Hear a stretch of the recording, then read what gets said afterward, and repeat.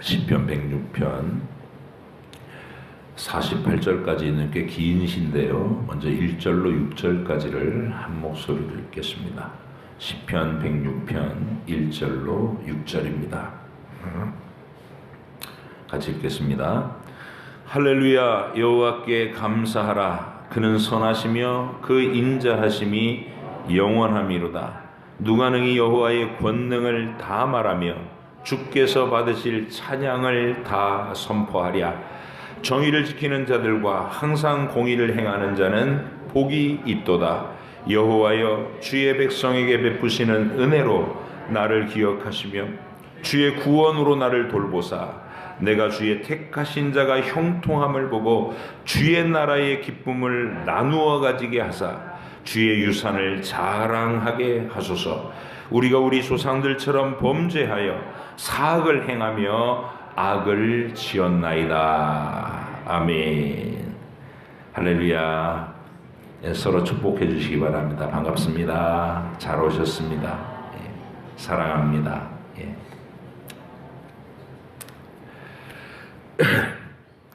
오늘 제목은 하나님의 끝없는 용서의 역사와 구원의 진리입니다. 하나님의 택하심을 받고 구원받은 하나님 백성이 된다는 것은 마치 부모가 없던 고아가 부모의 돌봄을 받는 것과 같은 모습으로 성경에 나타나 있다는 것을 알 수 있습니다. 부모가 없을 때는 자신이 원하는 대로 무엇이든지 하고 그 어떤 잘못을 저질러도 그것을 지적하고 야단쳐주는 사람이 없다는 것, 그것이 고아들의 가장 큰 비애입니다. 그런 고백을 하더라고요.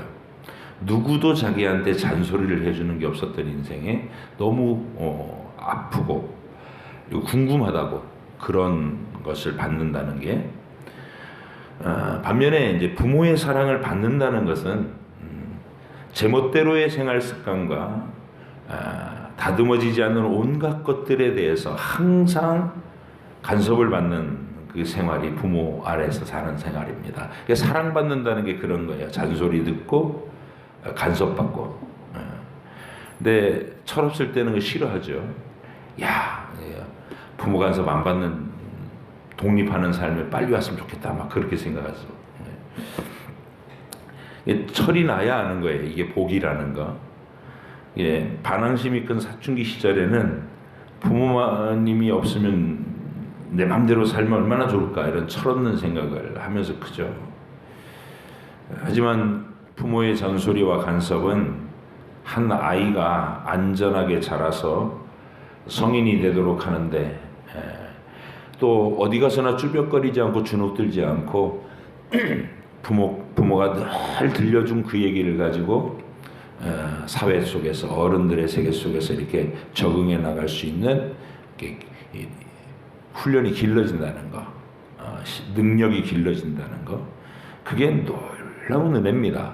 놀라운 사랑이고, 오늘 편의 시인은 하나님께서 이스라엘 역사를 통해서 각 시대마다 백성들이 죄와 악을 범할 때마다 징벌로 이렇게 훈육하시면서도 결코 그들을 아주 버리지 않으시고 용서를 반복해 주시면서 계속 부모와 같은 사랑을 부어주셨다는 것을 묵상하고 있습니다.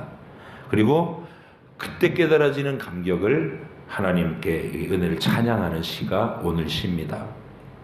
역사를 이렇게 쭉 그냥 하나님의 역사를 훑어가는 것, 그것에만 초점이 있는 게 아니고, 이스라엘 구원받은 언약 백성이 큰 잘못을 저지를 때 하나님이 번번이 어떻게 반응하셨나, 화내시면서 그들의 죄와 악을 책망하시지만 죽이지 않으시고 그들을 멸하지 않으시고 다시 용서하시고 다시 용서하시고 이러면서 이루어 가시는 역사가 이스라엘 역사라는 겁니다.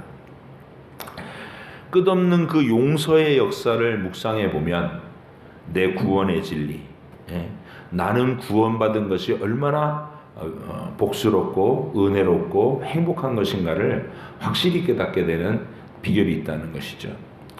하나님은 우리를 용서해 주셔 이렇게 그냥 단순하게 말하고 끝나는 것보다 구체적인 사건이 일어났을 때마다 하나님이 어떻게 반응하셨는지를 성경을 통해서 알면 하나님은 이런 분이구나, 더 큰 확신 속에서 내 구원을 기쁘게 누릴 수 있게 된다 그 말입니다.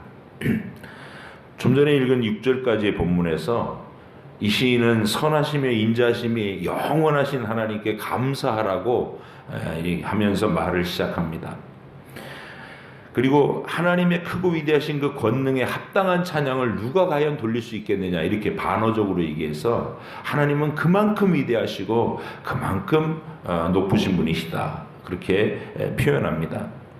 그 하나님 앞에서 올바르게 살아가려고 힘을 다하는 사람, 공의와 정의를 행하려고 하는 사람은 복이 있다 이렇게 선언합니다. 시는 이제 이 6절 뒤에서 7절부터는 48절까지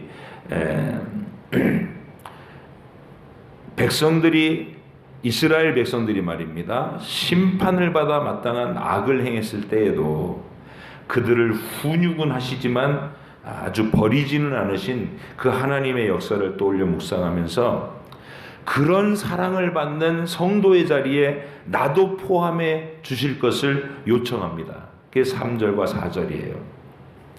그리고 성경에 나오는 조상들만이 아니라 자기도 또 자기 시대의 사람들도 늘 죄와 악을 저지르는 존재들이니 하나님이 조상들에게 그러셨던 것처럼 용서하시는 사랑과 버리지 아니하시는 그 은혜를 우리들에게도 베풀어 달라고 말하고 있습니다. 이게 이제 이 시의 줄거리가 되는 거예요. 앞으로 그렇게 쭉 전개시켜 나갈 때 시인은 이제 이스라엘의 역사를 따라가면서 하나님의 징벌과 용서를 하나하나 되새겨 마음속에 간직합니다. 7절로 12절을 한번 보실게요. 시작.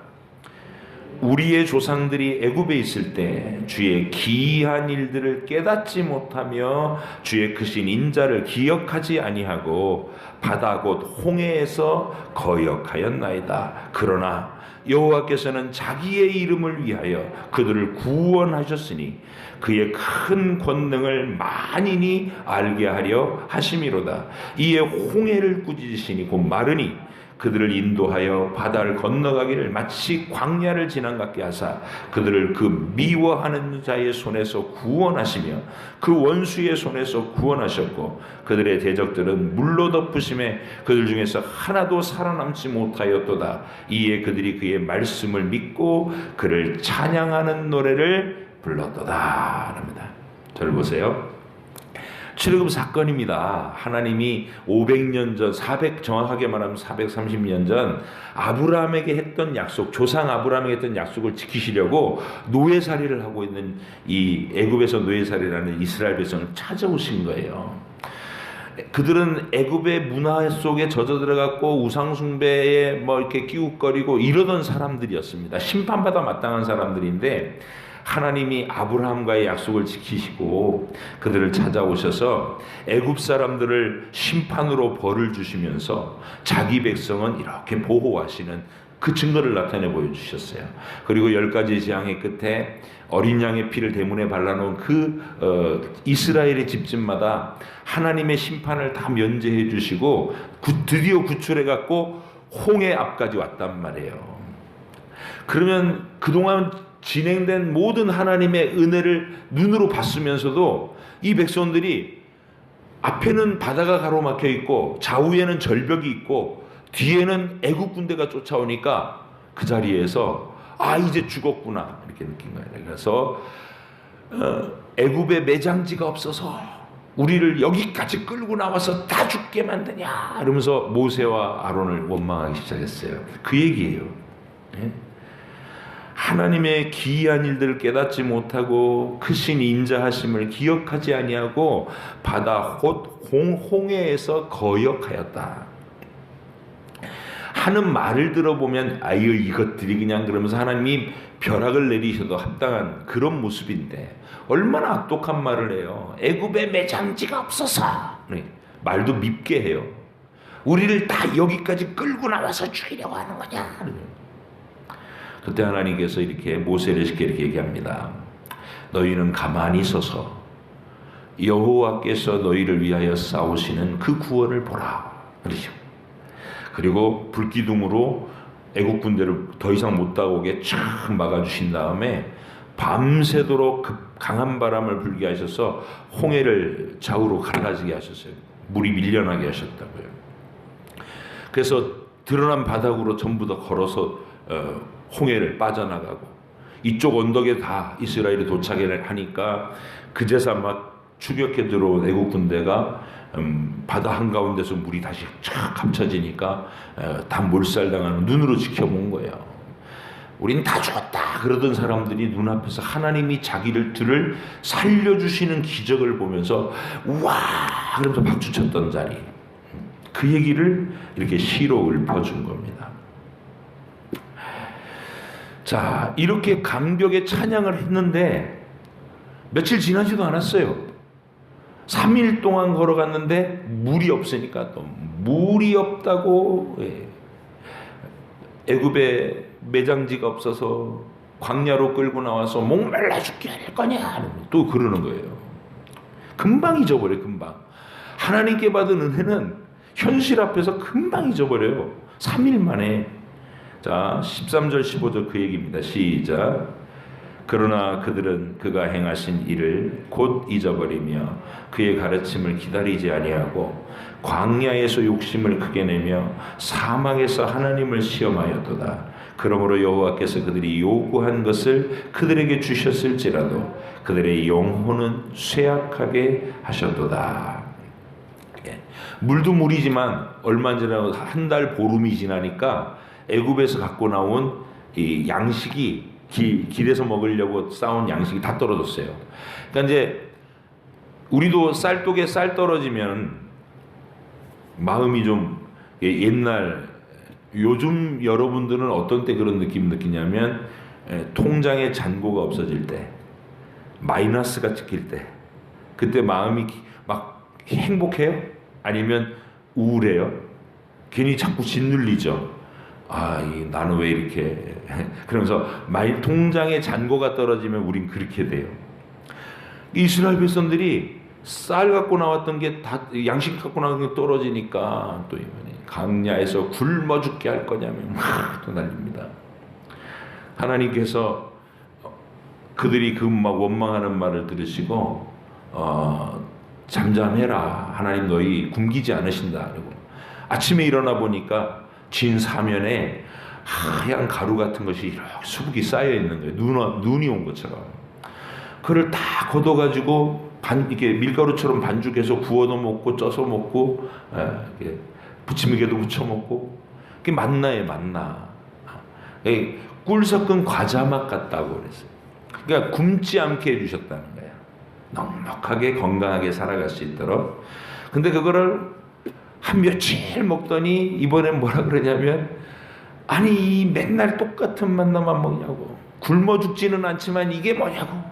애굽에 있을 때는 고기도 먹었고 파도 먹었고 부추도 먹었고 오이도 먹었고 참외도 먹었는데 막 이러면서 맛없는 만나만 먹인다고 또 난리예요.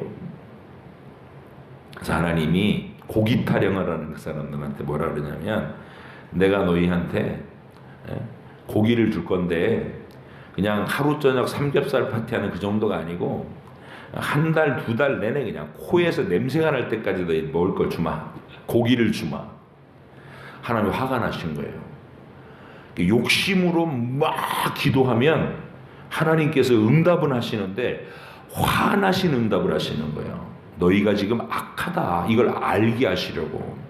그래가지고 하나님 어떤 일을 하셨냐면, 강한 바람으로 메추라기 떼를요 잔뜩 몰고 오셔가지고 이스라엘 진에 다 부쩍거리면서 떨어지게 하셨어요. 수북히 쌓인 거예요. 그러니까 와 고기다 그러면서 나가서 막 그거를 막 욕심껏 가져다가 막 내장 빼내고 손질해갖고 막 집집마다 천막 옆에다 걸어놓고 말리고 뭐 삶아도 먹고 구워도 먹고 막 이럴 판인데, 하나님께서 그들에게 그 욕심과 탐욕을 징계하시는 전염병이 돌았어요. 그러니까 그만큼 화가 나신 거예요. 계속해서 깨닫지 못하고 하나님께 일마다 원망을 하고 불평하는 백성들한테. 그런데 그래서 오늘 이 시편에서 뭐라 그러냐면 그들이 요구한 것을 주셨을지라도 그들의 영혼은 쇠약하게 하셨도다. 여러분, 우리가 하나님을 믿고 나서 우리가 간절히 기도해야 되는 것은 하나님 자신을 구해야 되는 거예요. 하나님과의 사랑의 관계. 주를 더 알기를 원합니다. 주님 앞에 믿음이 더 잘할 수 있기를 원합니다. 하나님이 보내신 고난을 인내할 수 있는 힘이 있기를 원합니다. 이런 걸 기도해야 되는데, 하나님 저 예수 믿고도 폼 좀 내게 살게 해주세요. 돈 좀 주세요. 높은 자리도 주세요. 인기와 명예도 주세요. 이러고 예수 믿으면서도 계속 돈 이러면 하나님이 돈을 주실까요? 안 주실까요? 주시기도 하셔요. 잔뜩 주셔가지고 그 돈을 주체하지 못해서 오히려 돈 때문에 고민되고 돈 때문에 고통스럽고 돈 때문에 막 주변 사람들 다 끊어지고 이런 아픔을 겪어보게 해서 그 영혼에게 유익하지 않다는 것을 자기 스스로 뼈저리게 느끼게 만드는 그런 방식의 응답도 있어요. 그래서 여러분, 하나님의 길이 아닌 욕심은 하나님이 원하시는 것으로 이렇게 바꿀 생각은 안 하고 욕심꾸러기인데 또 열심은 있어갖고 기도는 그냥 팍 죽자고 하는 거예요. 그러면 여러분에게 영혼에 결코 유익하지 않다. 그런 얘기입니다. 그러니까 하나님은 마치 부모님처럼 우리가 잘못된 걸 구하면 그것이 너희 영혼을 얼마나, 네 인생을 얼마나 많이 망치는지 이런 것들을 깨닫게 하려고 그냥 내버려 두실 때도 있고, 때로는 그들이 원하는 길에 잔뜩 너 나가서 그럼 한번 그렇게 살아봐 이렇게 하시는 경우도 있다는 것이에요. 우리가 하나님의 뜻대로 기도할 수 있는 우리가 되기를 원합니다. 자, 그들의 악은 거기서 멈추지 않습니다. 16절로 22절도 읽을게요. 시작. 그들이 진영에서 모세와 여호와의 거룩한 자 아론을 질투하매 땅이 갈라져 다단을 삼키며 아비람의 당을 덮었고 불이 그들의 당에 붙으며 화염이 악인들을 살랐도다. 그들이 호렙에서 송아지를 만들고 부어 만든 우상을 경배하여 자기 영광을 풀먹는 소의 형상으로 바꾸었도다. 애굽에서 큰 일을 행하신 그의 구원자 하나님을 그들이 잊었나니 그는 하메 땅에서 기사와 홍해에서 놀랄만한 일을 행하신 이시로다. 성경이 재미있으려면 이런 말들이 일어날 때 이건 그 장면이 하고 떠오르는 게 있으면 재밌는 거예요. 민수기에서 고라당의 반역 들어보셨죠? 모세와 아론이 하나님의 뜻대로 하나님의 명령을 선포하면서 이스라엘 백성을 강야로 자꾸 이끌어 다니니까 처음에는 가나안 땅 앞에다 보여줬어요. 들어가라 그랬더니 거기는 뭐 철병거도 있고 뭐 키 큰 구린들이 있고 우린 전부 다 가면 망할 거라 못 간대요. 안 들어가겠다고. 그래서 하나님이 그러면 너희들 광야에서 또 돌아라. 그랬더니 모세와 아론한테 우리를 애굽에서 끌고 나가서 이렇게 광야를 떠돌면서 고생만 시킨다고. 너네는 지도자 자격이 없다고. 우리가 이제 백성을 이끌겠다고. 그래서 그 백성을 어떻게 하겠냐 그랬더니 애굽으로 도로 데리고 가겠다는 거예요. 이 못된 것들이. 그래서 고라와 다단과 아비람 사건. 하나님이 땅이 갈라지게 하셔서 그들 다 삼켜버리셨어요. 그 사건 얘기하는 거예요. 그리고 송아지를 부어 만들었는데 시내산 밑에서 있었던 일이죠. 애굽에서 본 게 있으니까 이 애굽 사람처럼 우리도 이 신의 형상을 만들자 그래가지고 하나님이 질색하시는 일을 한 거예요. 송아지 만들어 놓고 그게 하나님이래 막 번쩍번쩍 뛰고 그랬어요. 그때 하나님께서 정말 여러 차례 참아오신 거잖아요. 지금 많이 용서하신 거잖아요. 그래서 모세한테 이렇게 얘기하십니다. 모세야, 이것들 도저히 안 되겠다. 싹 다 진노로 심판해버리고 너부터 다시 시작하자.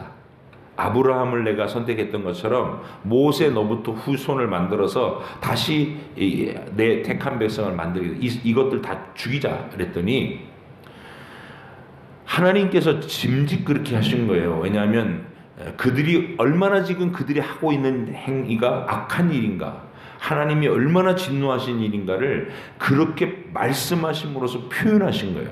심판받을 죄다 이게. 근데 하나님의 본심은 따로 있었어요. 뭐냐면 하나님은 나중에 태초부터 약속하기를 하나님의 아들을 세상에 보내서 우리 죄인들의 모든 죄를 대신해서 형벌받으시는 그 희생을 통해서 끝없이 용서하시기를 이미 결정하고 계시잖아요. 근데 모세에게 그런 하나님 계시를 다 보여줬기 때문에 모세가 장차 오실 그리스도처럼 내가 백성을 심판해버리겠다 이렇게 얘기하면, 예, 하나님 제가 봐도 저것들 싹수가 놀았습니다, 다 죽이시고 저부터 다시, 이렇게 하지 않고 하나님 무슨 말씀이십니까? 하나님의 이름을 걸고 택하시고 구원해낸 이 백성을 광야에서 다 죽이시면 온 세상 만민들이 여호와라는 신이 자기 백성이라고 데리고 나가더니 광야에서 다 죽여버렸다. 그러면 하나님의 위대하신 이름이 뭐가 되겠습니까? 첫째는 이렇게 얘기하고, 그 다음에 하나님 이 백성 용서하지 않으시려거든 지옥 보내실 거면 저부터 지옥 보내십시오. 그리고 하나님의 심판을 막아선 거예요. 우리 하나님 어떻게 하셨을까요? 못 이기는 척 허락하셔요. 그래, 내가 용서해야지. 그게 하나님의 본 뜻이니까. 23절부터 27절까지가 그 얘기입니다. 시작. 그러므로 여호와께서 그들을 멸하리라 하셨으나 그가 택하신 모세가 그 어려움 가운데서 그의 앞에 서서 그의 노를 돌이켜 멸하지 아니하게 하였도다.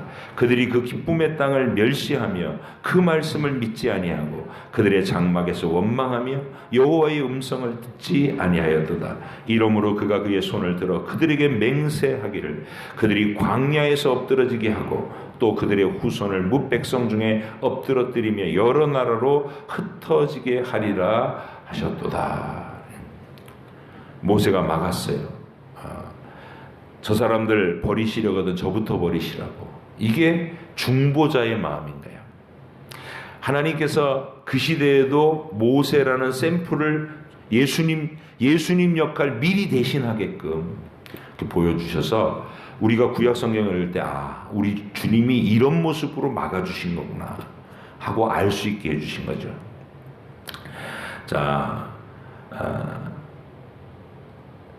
중보자를 통해서 심판의 진노를 누그러뜨리겠다는 거, 이게 하나님이 진리에서 아주 중요한 진리예요. 우리는 끊임없이 이렇게 죄가 자꾸 튀어나오는 사람들이에요. 여러분은 아닐 것 같아도 여러분도 떼학볕 밑에서 며칠만 막 물 없이 헤매게 하시면 여러분도 뭐 믿음이고 나발이고 필요 없어 막 그러면서 정신 헷가닥 돌아가고 막 악한 말을 쏟아낼 수 있는, 충분히 그럴 만한 존재예요 우리가. 그래서 우리는 그런 존재다. 이 시인도 그걸 아는 거예요. 우리 조상들이 악한 것 같이 우리도 악하오니 주님의 그 끝없는 용서에 나도 참여하게 해달라고 요청하고 있는 거예요. 그래서 하나님은 중보자를 세우셔갖고 죄인인 우리, 악한 우리를 계속 용서하시는 그림을 구약 내내 보여주셨다. 자, 역사 내내 반복된 얘기 28절로 31절도 읽으실게요. 시작. 그들이 또 부올의 바알과 연합하여 죽은 자에게 제사한 음식을 먹어서 그 행위로 주를 경노하게 함으로써 재앙이 그들 중에 크게 유행하였도다. 그때 비느하스가 일어서서 중재하니 이에 재앙이 그쳤도다. 이 일이 그의 의로 인정되었으니 대대로 영원까지로다.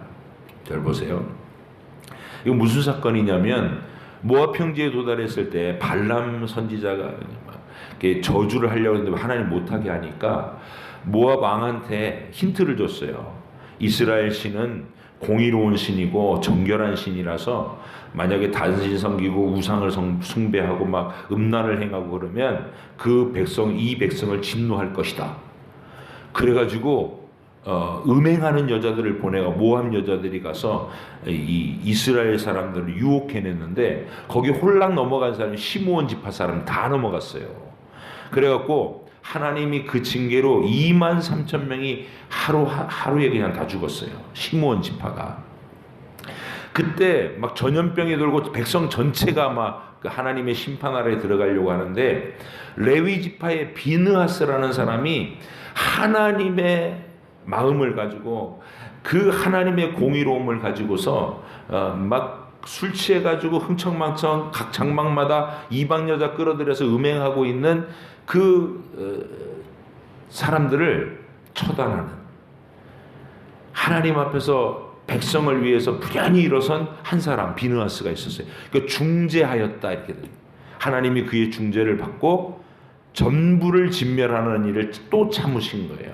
그 얘기입니다. 중보자. 자, 32절로 33절은 또 무슨 일일까요? 시작. 그들이 또 무리바 물에서 여호와를 노하시게 하였으므로 그들 때문에 재난이 모세에게 이르렀나니 이는 그들이 그의 뜻을 거역함으로 말미암아 모세가 그의 입술로 망령되이 말하였음이로다. 여러분 보세요. 또 르비딤이라는 장소에 도착했을 때 이제 1세대가 뭐 우리 목말라 죽일 셈이냐 하더니 항상 그 사람들은 얘기할 때 그렇게 얘기해요. 하나님 이렇게 하면 얼마나 이뻐. 하나님 여기까지 오는 동안에 하나님이 은혜와 기적으로 우리를 이끌어 오셨고 근데 지금 우리는 물이 없는 곳을 만났습니다. 하나님 물을 주세요. 이러면 될 거 아니에요. 꼭 한다는 말이 앞에 은혜로 왔던 거 다 까먹고 꼭 한다는 말이 우리를 목말라 죽게 하려고 이렇게 얘기한단 말이에요. 근데 그때도 하나님이 진노하셔갖고 막 그들을 죽이신 게 아니라 은혜로 대하셨어요. 뭐라 그러시냐면 모세야 내가 큰 바위 위에 설 테니 너는 그 바위를 지팡이로 쳐라. 어떤 일이 일어났을까요? 모세가 하나님 말씀대로 하나님이 서 계신 바위를 모세가 지팡이로 쳤는데 이게 의미가 무슨 의미예요? 하나님이 거기 서 있는데 그 바위를 치면 하나님을 때리라는 거예요. 근데 바위가 쩍 쪼개지면서 물이 강같이 흘러서 백성들이 마셨단 말이에요. 이거는 하나님이 상징과 표현으로 주신 거예요. 장차 오실 예수님이, 하나님이신 예수님이 십자가 위에서 자기를 쪼개시고 그 희생을 대가로 해서 우리에게 영원한 생수가, 구원의 생수가 흘러넘칠 것에 대한 상징적인 사건이었단 말이에요. 그래서 하나님이 바위 위에 서서 자기를 치라고 하신 거예요. 바위를 치라고 하신 거예요. 그런데 이 광야의 1세대는 기껏 가나안 땅에 들어가라 했더니 거절을 했잖아요. 안 들어가겠다고.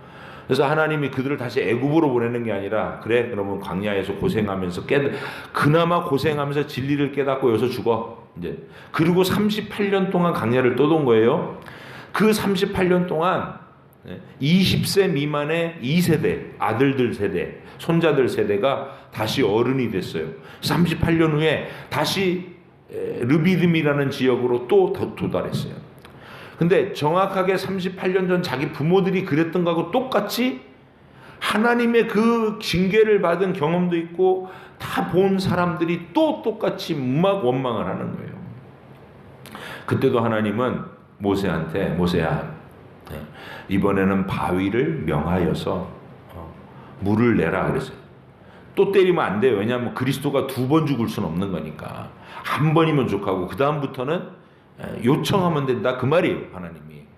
근데 그날은 모세가 화가 났어요. 왜 화가 났느냐?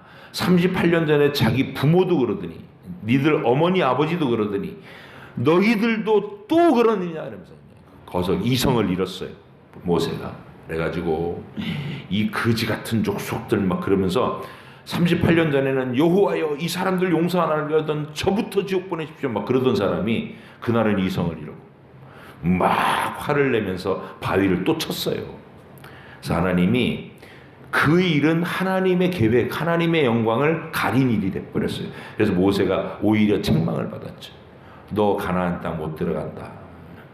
그래서 네가 육신의 눈으로 가나안 보는 못 본다. 모세가 하나님의 영광을 안 드러냈기 때문에 그렇다 하는 것이죠. 그 사건. 이렇게 위대했던 모세, 인간 지도자 모세는 한계가 있었어요. 그런데 우리 주님은 그런 한계가 없으시죠. 자기를 십자가에 죽기까지 온전히 내어드리셨어요. 자, 그 다음 얘기들은 이제 바벨론 포로로 끌려간 얘기까지를 하고 마치는 거예요. 34절부터 좀 길게 읽을게요. 46절 시작. 그들은 여호와께서 멸하라고 말씀하신 그 이방 민족들을 멸하지 아니하고 그 이방 나라들과 섞여서 그들의 행위를 배우며 그들의 우상들을 섬김으로 그것들이 그들에게 올무가 되었도다. 그들이 그들의 자녀를 악기들에게 희생제물로 바쳤도다. 무죄한 피 곧 그들의 자녀의 피를 흘려 가나안의 우상들에게 제사함으로 그 땅이 피로 더러워졌도다. 그들은 그들의 행위로 더러워지니 그들의 행동이 음탕하도다. 그러므로 여호와께서 자기 백성에게 맹렬히 노하시며 자기의 유업을 미워하사 그들을 이방 나라의 손에 넘기심에 그들을 미워하는 자들이 그들을 다스렸도다. 그들이 원수들의 압박을 받고 그들의 수하에 복종하게 되었도다. 여호와께서 여러 번 그들을 건지시나 그들은 교묘하게 거역하며 자기 죄악으로 말미암아 낮아짐을 당하였도다. 그러나 여호와께서 그들의 부르짖음을 들으실 때에 그들의 고통을 돌보시며 그들을 위하여 그의 언약을 기억하시고 그 크신 인자하심을 따라 뜻을 돌이키사 그들을 사로잡은 모든 자에게서 긍휼히 여김을 받게 하셨도다. 이번에도 용서예요. 이번에도 회복이고 수백 년 동안 온갖 파렴치한 우상 숭배와 잔인한 자식을 제물로 바치는 그런 지경까지 갔던 이스라엘 백성들을 하나님이 잠시 바벨론의 포로로 파르셨지만 그들을 다시 돌아오게 하셔서 여전히 하나님의 백성으로 계속 간섭하고 계셨다. 이 영광의 역사를 쭉 묵상하고 나니까 이 시인은 어떤 용기가 생겼을까요? 자기도 늘 잘못하고 같은 잘못을 계속 하나님 앞에 고백하고도 또 반복하고 그러는 자기 모습을 가지고 절망스러울 때가 있었는데 성경을 보니까 하나님은 이렇게 끊임없이 용서하시면서 자기 백성을 끝까지 붙드시는 하나님이구나. 그 하나님 안에 내 위로가 있구나. 이걸 깨달은 것이죠. 그래서 결론을 47절, 48절 이렇게 내립니다. 큰 소리로 시작. 여호와 우리 하나님이여 우리를 구원하사 여러 나라로부터 모으시고 우리가 주의 거룩하신 이름을 감사하며 주의 영예를 찬양하게 하소서. 여호와 이스라엘의 하나님을 영원부터 영원까지 찬양할지어다. 모든 백성들아 아멘 할지어다. 할렐루야. 아멘. 여러분에게도 이 묵상이, 이 시인의 묵상이 위로가 되길 바랍니다. 아, 하나님은 이런 분이시구나.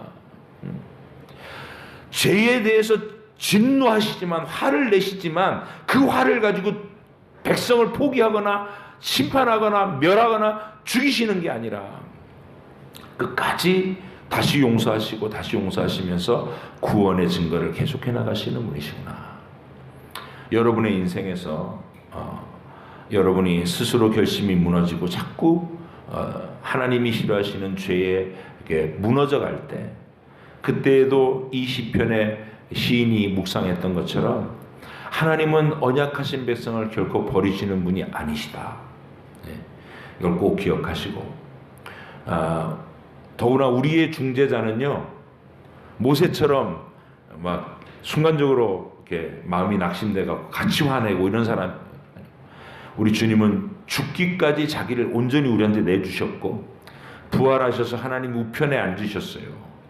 영원히 살아계신 주님으로서 하나님과 동등한 자리에 올라가셔서 이제 우리를 위해서 매 순간마다 변호하신다는 거예요. 완벽하게. 우리가 죄인인 것은 다 드러나요.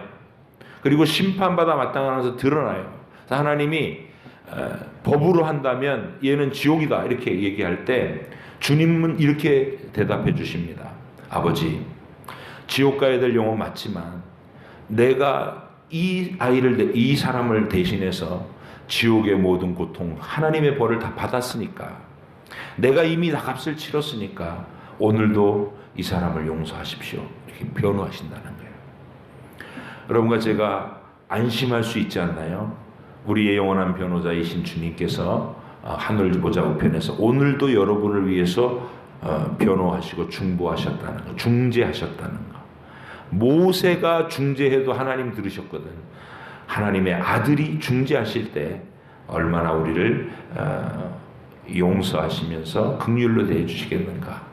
그 은혜를 생각하시면서 오늘도 그 은혜로우신 하나님을 위대하다고 찬양하고 감사하다고 찬양하고 그리고 기도할 수 있는 시간이 되기를 바랍니다. 저와 여러분 마음속에 뜨거운 감격이 일어나기를 원해요. 그래서 우린 전부 하나님으로 인해 늘 감동받는 사람이 됐으면 좋겠어요. 주여 한번 부르고 기도하실 때 종소리가 들릴 때까지는 그 하나님께 집중하시고, 하나님, 제가 늘 하나님을 실망시켜드리는 존재지만 하나님은 예수님을 통해 끝없이 나를 용서해 줄 것을 믿습니다. 이 확신을 하나님께 말씀드리고 주님의 위로를 받을 수 있는 시간이 되기를 바랍니다. 자, 주여 한번 부르고 기도하실 때 오늘 본문의 말씀과 들으신 설명을 떠올리면서 그 내용으로 하나님과 대화를 하시면 돼요. 하나님이 이런 얘기를 들었습니다. 그러니까 이제 처음 통성기도를 해보면 한 5분 하면 할 말이 떨어지는 것 같잖아요. 그런 분들은 꼭 이 방법을 쓰세요. 오늘 읽은 내용에 여러 가지 얘기해서 홍해에서 원망하다가 하나님 갈르시고 애국 군대 빠뜨리시기 이런 얘기 떠올리고, 또 만나 내려주는데 굶을까봐 원망했더니 만나 내려줬고, 만나만 내려줄 때 고기 달라고 해갖고 또 매출하게 해주시고, 이런 얘기를 여러분이 또 하나님 이렇게 들었습니다, 이렇게 느꼈습니다, 이 말씀 드리면 되는 거예요. 그리고 여러분 스스로의 하나님 안에 내 모습, 내가 어떤 죄로 계속 붙잡혀 있는가, 끝없이 거기에 이렇게 굴러 떨어지는가, 그런 것들도 솔직하게 하나님 오늘도 말씀하세요. 하나님, 제가 늘 반복하는 죄 때문에 하나님 앞에 너무 두렵지만, 버림받을까 두렵지만 오늘 성경 말씀을 통해서 하나님, 제가 또 하나님 결코 날 버리지 않을 것을 약속해 주셨습니다. 감사합니다. 하나님, 더 열심히 싸우겠습니다. 죄와 더불어 싸우겠습니다. 이길 수 있을 때까지 싸우겠습니다. 이렇게 말씀드리는 거예요.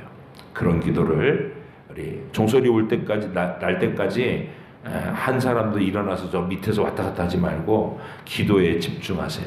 그러면 여러분에게 하나님이 친히 만나주시는 아주 은혜로운 시간이 되실 겁니다. 우리 주여 한번 부르고 기도하겠습니다. 주여!